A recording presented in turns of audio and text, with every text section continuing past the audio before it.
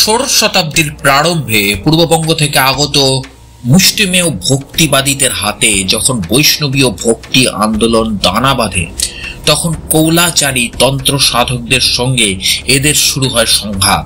প্রায় ৩০০ বছর এই দুই সম্প্রদায়ের দ্বন্দ্ব ছিল অব্যাহত। নবদ্বীপের রাসেও পড়েছিল এর অনিবার্য প্রভাব। মহারাজা কৃষ্ণচন্দ্রের সময়কাল অর্থাৎ ১৭২৮ থেকে ১৭৮২ খ্রিস্টাব্দের রাজত্বকালের মধ্যে তার পৃষ্ঠপোষকতায় নবদ্বীপের শাক্ত রাসের প্রভূতি উন্নতি হয়েছিল। সেই সময় রাজ পৃষ্ঠপোষকতায় নানা পূজা হয় এবং রাজার নামে সেসব পূজায় সংকল্প করা হতো। যেমন প্রথমেই ছিল এলানিয়া কালী।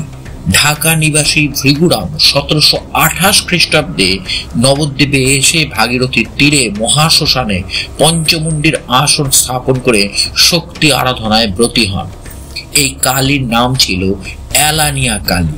কথিত আছে প্রখ্যাত পণ্ডিত শঙ্কর তর্ক বাগীশ, যার জন্ম আনুমানিক ১৭১৭ খ্রিস্টাব্দে, যখন এই রাজসভার সভা পণ্ডিত, তখন এলানিয়া কালী পুজোর প্রবর্তন হয়েছিল।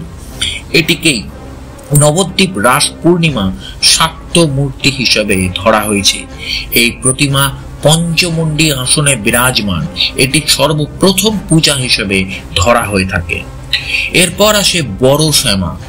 মহারাজা কৃষ্ণচন্দ্র ভৃগুরামকে ১২০০ বিঘা জমি দান করেছিলেন। হ্যাঁ, ঠিকই শুনছেন, ১২০০ বিঘা জমি দান করেছিলেন। ভৃগুরামের ৩ পুত্র সেখানে বসতি স্থাপন করলে এই অঞ্চলের নাম হয় তেঘড়ি। ভৃগুরামের জ্যেষ্ঠ পুত্র গদাধর তেঘড়ি পাড়ায় বড় শ্যামা মাতার পূজা প্রতিষ্ঠা করেছিলেন। এরপর আসে চারি চারা পাড়ার ভদ্রকালী। এই সময় চারি চারা পাড়ায় ভদ্রকালী পূজার সূচনা হয়। মহারাজা কৃষ্ণচন্দ্রের প্রত্যক্ষ অনুপ্রেরণায় শোনা যায় সেকালের রাজবাড়ি থেকে পুজো আসত মহারাজের নামে সংকল্প হতো। কুলিয়া তখন নদী ভাঙনে পড়েনি, ফলে পুজো প্রতিষ্ঠার ক্ষেত্রে কোনো প্রতিবন্ধকতা দেখা দেয়নি। কুলিয়া গ্রামে এই ৩টে শক্তি পূজার প্রতিষ্ঠার ক্ষেত্রে মহারাজা কৃষ্ণচন্দ্রের সক্রিয় ভূমিকা ছিল। তিনি এলানিয়া কালীর পূজা প্রাঙ্গণে একটি মন্দির নির্মাণ করেছিলেন এবং এখানে অলোকনাথ শিবের প্রতিষ্ঠা করেছিলেন। কৃষ্ণচন্দ্রের পৌত্র ঈশ্বরচন্দ্র ছিলেন কৌলাচারী। তিনিও হাজার হাজার মণি, নৈবেদ্য, বস্তু খণ্ড এবং নানা উপাচারে কালী আরাধনায় ব্রতী থাকতেন। তার আমলে অর্থাৎ ১৭৮৮ থেকে ১৮০২ খ্রিস্টাব্দ প্রথম নবদ্বীপের মূল ভূখণ্ডে রাজাদের পৃষ্ঠপোষকতায় শক্তি পূজার প্রচলন ঘটে। অন্তত ৩টি শক্তি পূজার প্রচলনের ক্ষেত্রে তিনি প্রত্যক্ষ ভূমিকা গ্রহণ করেছিলেন। এর মধ্যে আগমেশ্বরী পাড়ায় মহিষাসুরমর্দিনী, হরিসভা পাহাড়ার ভদ্রকালী এবং বেদরা পাড়ার নৃত্যকালী অর্থাৎ কুলিয়া পাহাড়পুরের। মহিষাসুরমর্দিনী পূজার প্রতিষ্ঠার সঙ্গে যুক্ত ছিলেন রাজপুরোহিত লক্ষ্মীকান্ত ন্যায়ভূষণ। সূচনা পর্বে এই শক্তি পূজাগুলি অনুষ্ঠিত হতো অমাবস্যা তিথিতে, কারণ ভৃগুরামের মতন শক্তি সাধক এবং লক্ষ্মীকান্ত ন্যায়ভূষণের মতো খ্যাতিমান পণ্ডিত যখন দেবী পূজার প্রতিষ্ঠা করেছিলেন, তখন তার শাক্ত ঐতিহ্য মেনেই করেছিলেন। সূচনা পর্বে এই দেবী পূজাগুলি রাস ঐতিহ্যের সঙ্গে যুক্ত হয়নি, কারণ তখনও নবদ্বীপে বৈষ্ণবীয় রাস উৎসব অনুষ্ঠানের এতটা প্রচলন ঘটেনি। এরপর আসে রাজা কৃষ্ণচন্দ্র রায়ের প্রপৌত্র অর্থাৎ নাতির ছেলে গিরিশচন্দ্র রায়ের আমল। নদিয়ারাজ গিরিশচন্দ্র ১৮০২ থেকে ১৮৪২ খ্রিস্টাব্দ পর্যন্ত তার রাজত্বকালে কৃষ্ণচন্দ্রের প্রকৃত উত্তরসূরির দায়িত্ব তিনি বহন করেছিলেন। রাজা কৃষ্ণচন্দ্র রায় বাংলার মাটিতে তন্ত্রাচারের যে বীজ বপন করেছিলেন, গিরিশচন্দ্রের উপযুক্ত পরিচর্যা ও জল সিঞ্চনে তা হয়ে উঠেছিল মহীরুহ। গিরিশচন্দ্র ছিলেন নিষ্ঠাবান তন্ত্র সাধক ও পরধর্ম সহিষ্ণু।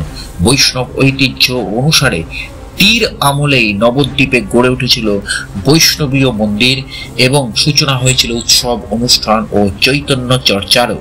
তার আমলেই প্রচুর অর্থ ব্যয় হটহটিকা বাসন্তী পূজা অনুষ্ঠিত হয়েছিল।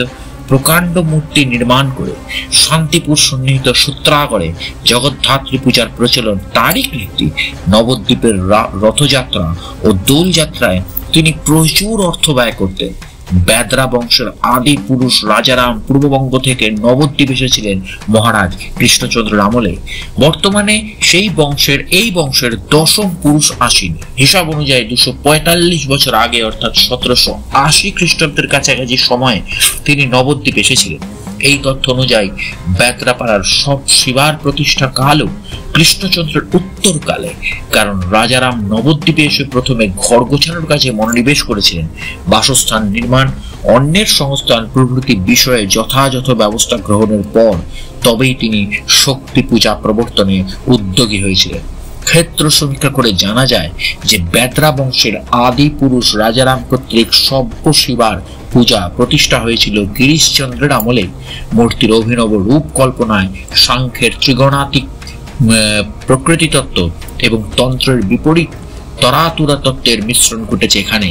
সব শিবা ছাড়াও তারই আমলে যেসব রাস প্রতিমা পুজোর সূচনা ঘটেছিল নবদ্বীপে, তার মধ্যে অন্যতম হল নন্দীপাড়ার মহিষাসুর মর্দিনী, পুরাণগঞ্জ ও বুড়ো শিবতলার বিন্ধ্যবাসিনী, মহাপ্রভু পাড়ার গোসাইগঙ্গা, দণ্ডপানিতলার মুক্তকেশী, আমলিপুরার সব শিবা, রামসীতাপাড়ার কৃষ্ণ মাতা ইত্যাদি।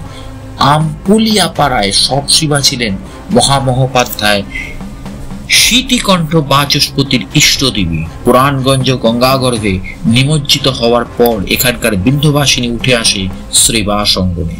এই বৈষ্ণব বনাম শাক্ত দ্বন্দ্ব আজ অবশ্য আর নেই। আজকের বাতাবরণ সম্পূর্ণ আলাদা। আজ কোনো কুটিল দ্বন্দ্ব আবিলতা নেই। আজ বৈষ্ণব, শাক্ত, শিব সবকিছুই, শৈব সবকিছু মিলে মিশে একাকার হয়ে গেছে নবদ্বীপের এই রাস উৎসবের প্রেক্ষাপটে। রাস উৎসবের সিরিজ চলছে, জুড়ে থাকুন আমার চ্যানেলের সাথে। নিয়ে আসছি পরবর্তী এপিসোড। নমস্কার।